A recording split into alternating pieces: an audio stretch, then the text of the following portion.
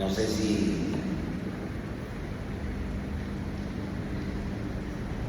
primero me parece importante reconocer que no solo nosotros tenemos interés en que nuestra vida cambie, como diríamos, en ser mejores, sino que siempre, como lo pone este relato y tantos otros, la iniciativa es de Dios. Y somos nosotros los que respondemos a su iniciativa. Entonces el verdadero interés es de parte de Jesús, de que vos no tanto que seas mejor, de que vos estés mejor. Porque no es una cuestión de hacer mejor las cosas, es una cuestión de poder ser feliz haciendo lo que tengo que hacer. Entonces, la obra de Jesús, lo que quiere lograr Jesús es que no solo que crezcas en tu verdadera y sana autoestima, que puedas amarte de verdad. Parece trillado esto, pero el problema es como la palabra amor. No dejemos que nosotros mismos, a veces como mecanismo de defensa, la racionalización, hacemos que muchas cosas pierdan valor, pero en la soledad de nuestra amiga la almohada, cuando llegan esos momentos en que la almohada se vuelve confidente, se vuelve paño de lágrimas, cuando tenemos la oportunidad de acostarnos solas. Entonces me parece importante eso, descubrir que Jesús quiere que yo me sienta mejor. Y esa iniciativa de Él fue el que fue a buscar a la samaritana. Porque la casualidad, la mayor parte de las veces, es el seudónimo con el que Dios firma cuando no quiere figurar. Y de alguna manera que vos hayas dicho que sí hoy para venir acá, fue una cita preparada con la complicidad de Dios. Entonces, que vos tengas ganas y te gustaría vivir esta experiencia que vivió la samaritana, hasta las ganas son cosas que Dios pone en tu corazón. Y Dios no va a poner ganas si no las va a llenar. Porque vos que sos mamá o docente, no vas a prometer algo que sabés que no vas a poder cumplir. No le vas a prometer a tus hijos milanesa con papa frita sabiendo que no tenés para hacerla. A no ser que los quieras engañar, o sea, el guía de todos los santos inocentes. Entonces, eso es lo importante que también tenemos que descubrir acá. Pero Jesús necesita saber de qué pozo bebiste y de qué pozo estás bebiendo,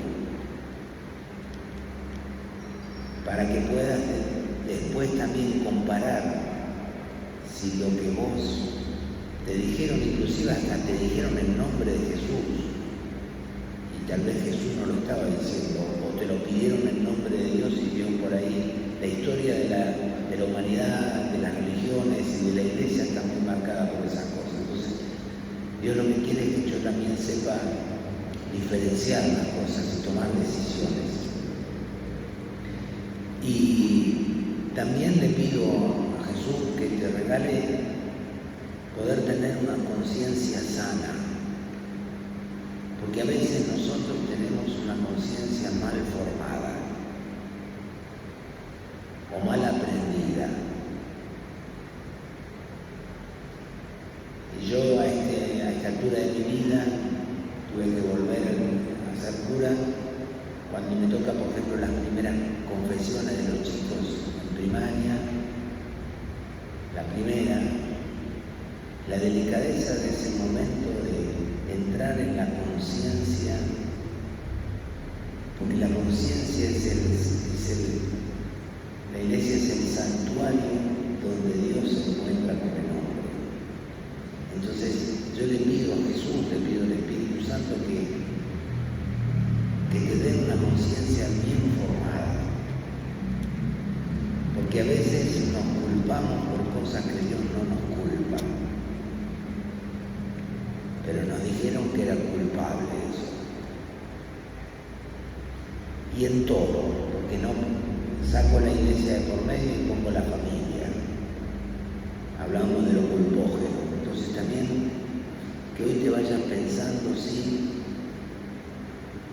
muchas cosas no son de verdad. Y otro principio sí que suelto. Dice la Biblia que nosotros fuimos creados a imagen y semejanza de Dios. Dios nos creó a su imagen y semejanza. Nuestro gran dilema en nuestra historia personal es poder descubrir la imagen de Dios en nosotros. Pero eso solo lo vamos a lograr si logramos vencer el hecho de que nos hemos hecho un Dios a nuestra imagen y semejanza. Y muchas veces la imagen y semejanza de nuestras culpas. ¿Me explico? Entonces, le pido a Jesús, le pido que con la delicadeza que trabajó con esta mujer, que quiere trabajar con vos, sane tu conciencia. No porque seas inconsciente. Como ese que le dice la esposa al marido, viejo, dice, tenemos que ir el lunes al psicólogo. ¿Por qué? Y porque el psicólogo me dijo que el lunes trabajábamos con el inconsciente.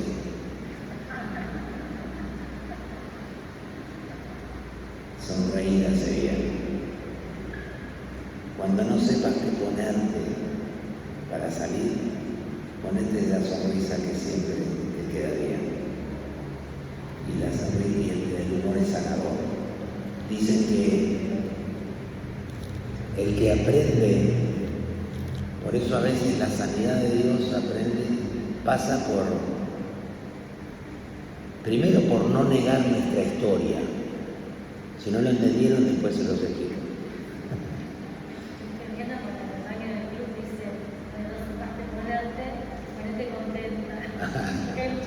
Bueno, a veces la verdad tiene rostro de niño. No sé qué iba a decir, pero no me importa. Tu hija me distrajo. No, quiero decir que eso, que Jesús nos regale una verdadera conciencia, nos regale poder desarmar la imagen errada que tenemos de Dios. Porque esta mujer tenía una imagen equivocada de Dios. Y era su gran impedimento para llegar a Dios. No sabía dónde tenía que ir.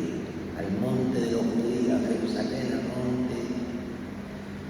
Y a veces no podemos encontrarnos con Dios. Nos pasa a los curas y a las monjas. No estamos exentos de eso. Porque Dios no se nos puede revelar, porque tenemos preconceptos de Dios, que no dejan de ser prejuicios.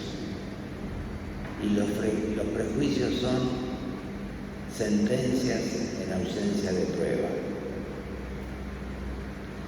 Y a veces uno de nuestros grandes conflictos para acercarnos, o dificultades para acercarnos a Dios, son los preconceptos que tenemos de Dios. Y parto de esta realidad porque a veces esto lo trasladamos a nuestras relaciones humanas.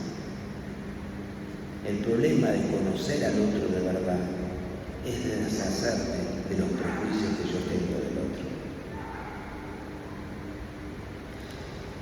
Y a veces el conocernos y amarnos de verdad es deshacernos de los prejuicios que nos dijeron de nosotros mismos. Simple. No servís para nada, nunca vas a tener éxito, vas a ser una fracasada.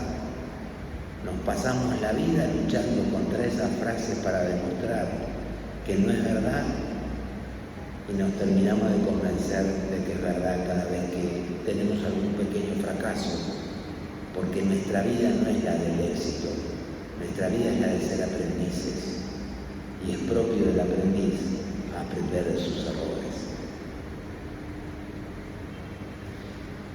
Y eso es bueno aprenderlo. Soy aprendiz, porque ese es un antídoto contra el perfeccionismo que nos pusieron o que nos sobreexigimos. Y eso no es solo cuando teníamos que sacar notas, cuando estudiamos en el profesorado y teníamos que sacarnos buenas notas. Eso nos pasa en todas las buenas relaciones.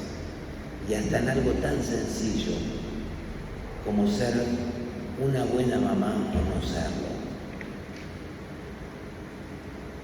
Y entonces Jesús lo que hizo para encontrarse con esta mujer, mandó a los discípulos a otro lado. Y a veces lo que más nos cuesta a nosotros es acallar voces que no solo nos distraen, compiten contra lo que Jesús nos quiere decir. Y esas voces no son solo por el tumulto de personas, no hace falta que estén, porque siguen estando en nuestros pensamientos y entonces a veces el camino espiritual es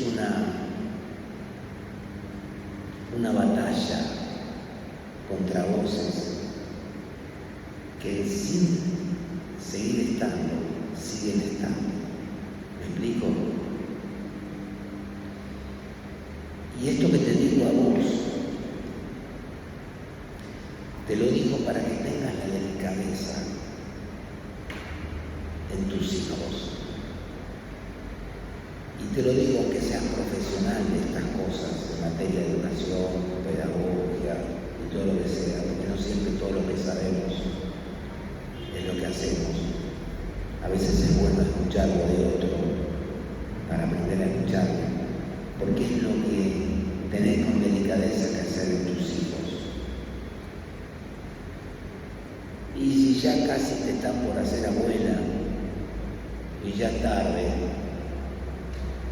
lo podrás hacer con tus nietos.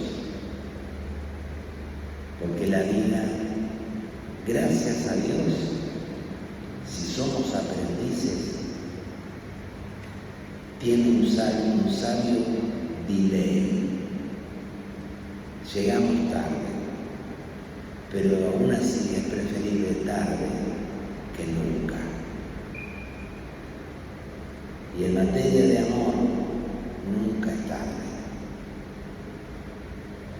Y entonces, ¿ves cómo todas estas cosas relacionadas con Dios? Porque de última nos pasó a nosotros y le pasó y le va a pasar. Para los chicos sabemos que los padres son dioses a cierta edad, después nos encargamos no solo de destruir la imagen, destruimos el templo, todo, pero bueno, al punto tal de que entre ellos compiten, mi papá sabe más que vos. Y entonces, de alguna manera nosotros contribuimos a la imagen de Dios, o a la imagen de la Virgen, si quieren. Y entonces, a veces esos vestigios de Dios, de esa paternidad, porque decimos que Dios es Padre, ¿sí o no? ¿Estamos de acuerdo?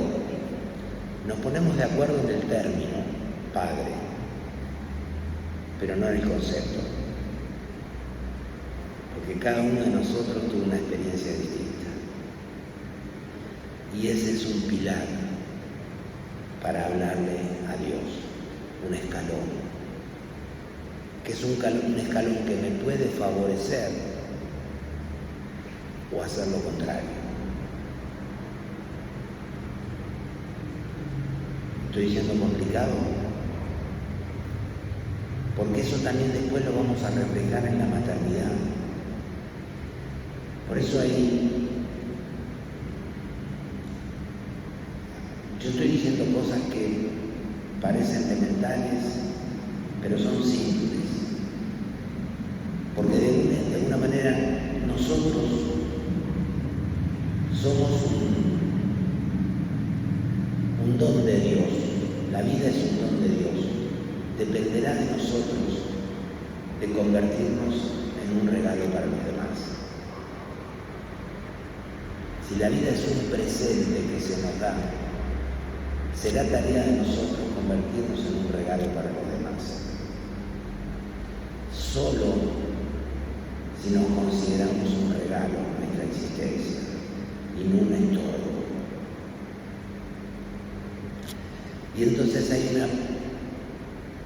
una palabra que liga toda la experiencia religiosa, que es la palabra bendecir. Y estamos acostumbrados a que bendecir, ¿qué significa? Desear lo bueno, ¿cierto? Entonces, uno como mamá, como papá, bendice al hijo.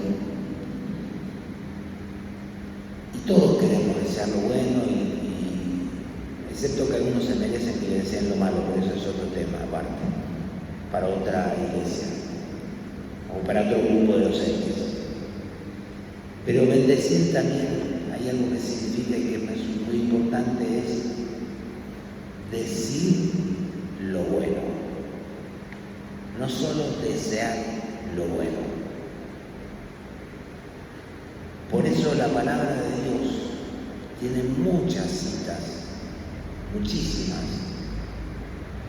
donde dice lo bueno de cada uno de nosotros. Y Jesús, a esta mujer, su gran experiencia es que ella descubrió que había hecho cosas mal, pero no por eso ella era mala. Y entonces bendecir es decir lo bueno, aprender a decir lo bueno. Nosotros nos fuimos educados, o la palabra de nuestros padres nos la dirigieron, o los docentes por los que hemos pasado nos dirigieron la palabra muchas veces solo cuando nos tenían que corregir o llamar la atención, nunca para decir algo bueno. Y entonces no hemos sido bendecidos. Y la primera tarea de los papás, de las mamás, es bendecir a los hijos, pero decir lo bueno, porque eso alimenta la autoestima. Y entonces, si nosotros pudiéramos en casa que tenemos leer la palabra, desde cuántas cosas Dios dice buenas. Uno de los personajes que se aparecerá en la Semana Santa ahora va a ser el buen ladrón. Como si existieran ladrones buenos y ladrones malos, son todos malos, ¿verdad? Pero él experimentó que hubo una posibilidad de cambio en su vida. Entonces yo le pido que la experiencia de esta noche, de esto que has escuchado, haya sido de bendición. Y solo te deseo lo bueno. Quiero que hayas descubierto que Jesús, soy yo, le dijo, el que habla contigo. Y entonces,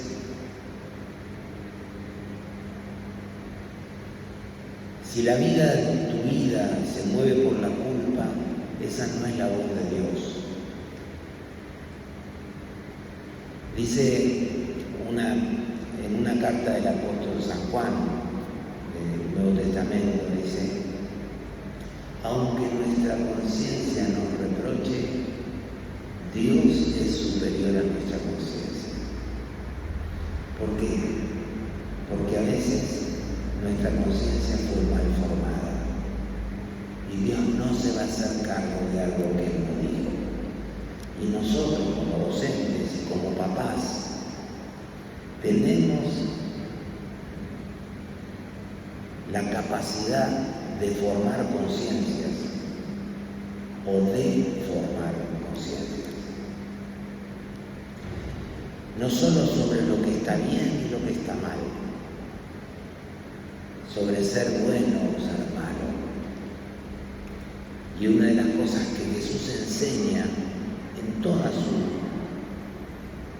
su camino es que no es lo mismo hacer cosas malas que ser malo. Nosotros tendemos a identificar los actos con el actor y definimos por los actos al actor, al autor en realidad. Y entonces es importante eso. Nosotros mismos, una de las propias experiencias es la paternidad y la maternidad. Como se dice por ahí, no hay escuela para eso. Aprendimos tarde, pero nunca es tarde. Como dice ese dicho, cuando fui madre, aprendí a ser hija. Y cuando fui abuela, aprendí a ser madre. ¿Por qué? Porque la abuela no tiene la mochila de la responsabilidad. Y nuestro gran problema en la paternidad o la maternidad o en la docencia es la responsabilidad. Por eso lo más lindo para un docente es caminar por el barrio después de jubilado y encontrarte a chicos que te saludan y lo disfrutás porque ya no tenés la responsabilidad. Y a veces lo que Jesús quiere enseñarnos es a manejar la responsabilidad, para que la responsabilidad no nos maneje, porque es la que hace que nos llevemos los problemas a casa o que traigamos los problemas al trabajo. Y entonces yo le pido a Jesús que te regale eso, poder manejar la responsabilidad, porque sabemos que no es un cargo, es una carga. Y si uno pudiera, esa antorcha se la pasaría a cualquier otro. Pero de alguna manera la maternidad es eso. No nos permite muchas veces disfrutar por la responsabilidad. Después con el tercer o cuarto de los hijos más o menos, ya pagaron el precio los dos o tres primeros, así que a veces eso ayuda. Y en la docencia muchas cosas se consiguen por la experiencia. Y en todo es así. En mi vida espiritual como cura, la experiencia. Pero ¿saben cuál es la mayor experiencia que yo capitalizo? No es las veces que prediqué o confesé o ante un problema cómo lo resolvimos, un casamiento, o cómo solucionar un problema de matrimonio o darle la extrema unción al matrimonio, sino la de mi propia vida. Ahí es donde más aprendí. Porque de última aprendí que los mayores y mejores maestros de mi vida fueron mis peores errores, reconocidos, de los que saqué experiencia y no tuve que volver a cometerlos. Porque si no, si uno es compulsivo en las cosas, quiere decir que no aprendió. Y entonces aquella frase de Uno se tropieza una sola vez con una piedra. Entonces a veces de la propia experiencia para la vida. Y por último, con esto vamos terminando, entonces hacemos una oración. ¿Qué hacer con la verdad? Lógicamente de nosotros mismos, de la de Dios. ¿Qué hacer con la verdad y con el tiempo? Porque nosotros tendemos a querer tener razón, que no siempre es la búsqueda de la verdad. Y por otro lado, tenemos la ansiedad y el apuro porque las cosas se hagan y resulten. Y entonces, lo primero que uno tiene que aprender es que la verdad es hija del tiempo. Yo hoy puedo reconocer cosas que antes era incapaz de reconocer. Necesité que pasara el tiempo. Y esto es importante en mis relaciones, para con mis hijos, para con los papás que me toque hablar, o compañeros. Que la verdad es hija del tiempo. El otro tiene su tiempo para conocer la verdad, aunque yo sepa que la verdad es así. Y no vale discutir cuando el otro no tiene la capacidad de descubrir la verdad. Pero lo tengo que aceptar de haberla vivido yo mismo. Y eso me ayuda con mis hijos, por ejemplo, con mi hija. Saber que ella no puede reconocer la verdad, no porque no quiera, sino porque no es su tiempo. Y eso te da, cuando vos lo mirás de esa manera, te da paciencia para con el otro, de esperarse. Y eso es lo que hace Jesús en los evangelios. Y en especial, no leímos la parte, pero sí leímos cuando los discípulos vuelven y que le dicen a Jesús que está haciendo hablando con una mujer. Jesús le tuvo una paciencia infinita a los discípulos, como nos la tiene a nosotros. Porque Jesús más que nadie sabía que la verdad es hija del tiempo. Y en algún momento le dijo a los discípulos: tengo muchas cosas para decirles, pero ahora no las entenderían. Y a veces eso es lo que nos pasa a nosotros. No sabemos esperar el tiempo. Y no sabemos buscar el modo de decirlo. Porque a veces por ahí no nos equivocamos en el tiempo. Nos equivocamos en el modo. Y la verdad es una piedra preciosa. Jesús dice: yo soy la verdad y la verdad os hará libres. La verdad es una piedra preciosa que vos la podés depositar en una mano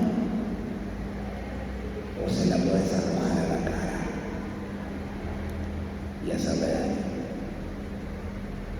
Y entonces a veces también Jesús, la delicadeza que tiene para entrar en el corazón de esta mujer y decirle la verdad, porque ella de última dijo: me cantó las 40, pero no me condenó.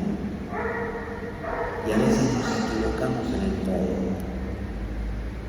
como madres, como esposas, como docentes, como compañeros. Y porque a veces lo que duele no es la inyección, duele la impericia de la enfermera. No te hace doler lo que te inyectan, te hace doler la incapacidad de la enfermera de su delicadeza. Y entonces, a veces lo que nos pasa es que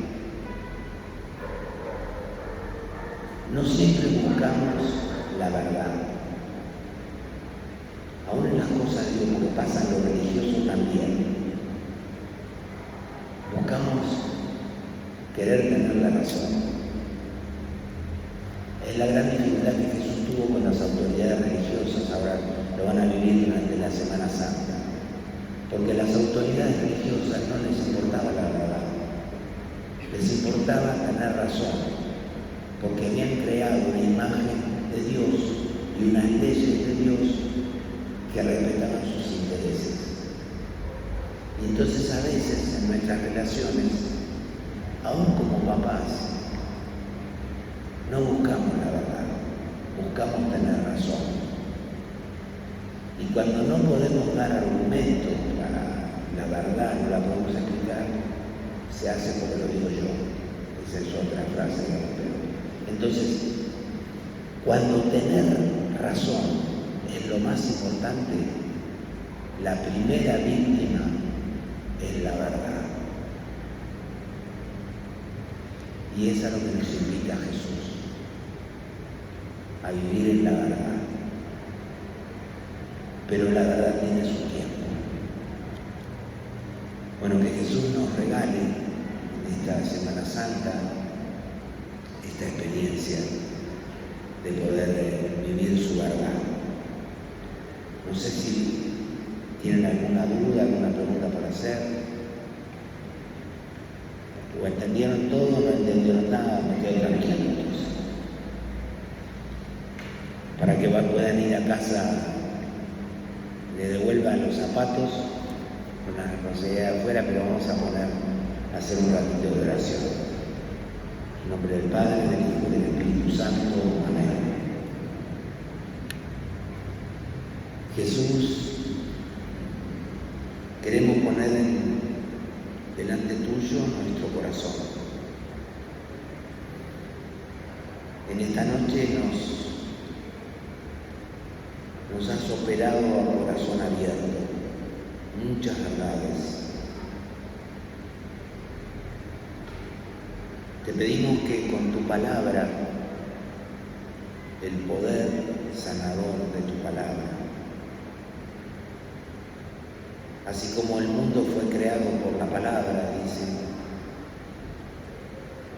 nos ayudes a crear tu presencia en nuestras vidas. Quiero poner a tus pies, Jesús, en el nombre de cada una de estas hijas tuyas, que son mamás, docentes, esposas, hijas, todo lo que has tocado en el corazón, con el mayor de los respetos, Jesús, que me mereces saber que fuiste vos quien fue tocando fibras íntimas de verdades, fuiste vos quien trajiste en esta noche recuerdos ya olvidados,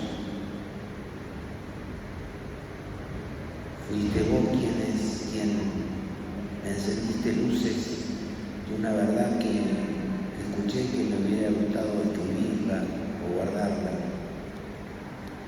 Sabemos que la verdad no se va. Fue una semilla que cayó en cada corazón. Que como la mujer samaritana, danos de beber esa agua viva, que le traiga vida a mi vida, que pueda ser fuente de vida para los que amo, los que sin amarlos me preocupan.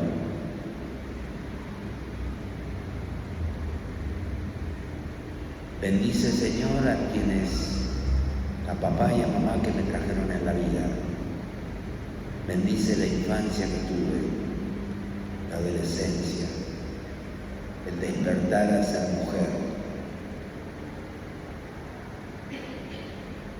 la juventud, los estudios, el noviazgo, la maternidad,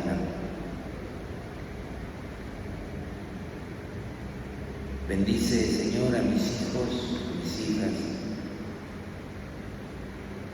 Bendice, Señor, a los alumnos que pasaron, que tuve el privilegio de paciencia, impaciencia y con pericia, impericia, tuve el privilegio de que pasaran por mi vida y yo por la vida de ellos. Muchos ya no están,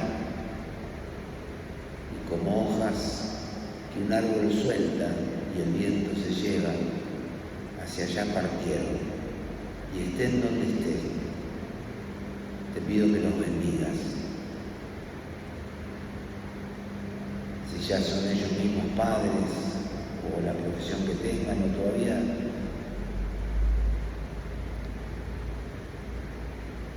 te pido que bendigas a los que me bendicen, bendice a los que tal vez me han hecho daño consciente o inconsciente, y bendice a los que yo pude lastimar.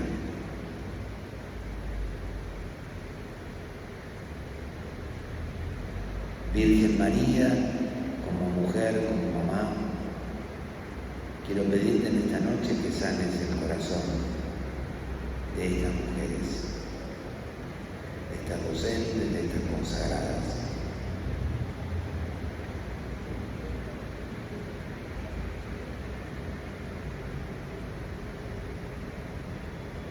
Amén. Y termino con esto. Sé que muchos también deben ser directivos, pero sirve para las maestras y también para los directivos. No siempre tenemos el protagonismo en la vida de otros y a veces hacemos cosas que no se ven. Somos segundonas. Y entonces dice un hombre, un piloto de la Segunda Guerra Mundial, él se salvó de la guerra con los japoneses porque se pudo tirar del paracaídas y se salvó. Entonces cuando volvió a Estados Unidos se hizo famoso por ser un piloto que se salvó y daba conferencias por todos lados. El piloto que se salvó con un paracaídas. Y un día en un bar, mientras preparaba otra de sus conferencias, se acerca una persona, un hombre, y le dice: ¿usted es el coronel mayor? Sí, dice. Usted no se acuerda de mí, no sabe quién soy yo. Y la verdad que no, le digo. ¿Saben? Yo era un soldadito, pero era el soldadito que armaba y desarmaba todos los días su paracaídas, para que siempre estuviera en condiciones. Y a partir de ese día, este personaje tan importante, este piloto, terminaba su conferencia diciendo: ¿quién armó tu paracaídas? Yo quiero bendecirlas a ustedes, las hermanas, las docentes, las que recién inician, porque ustedes son las que arman el paracaídas, para que muchos se tiren en la vida. Y aunque parezca insignificante, lo que ustedes hacen, o hicieron, o harán, les salvará la vida.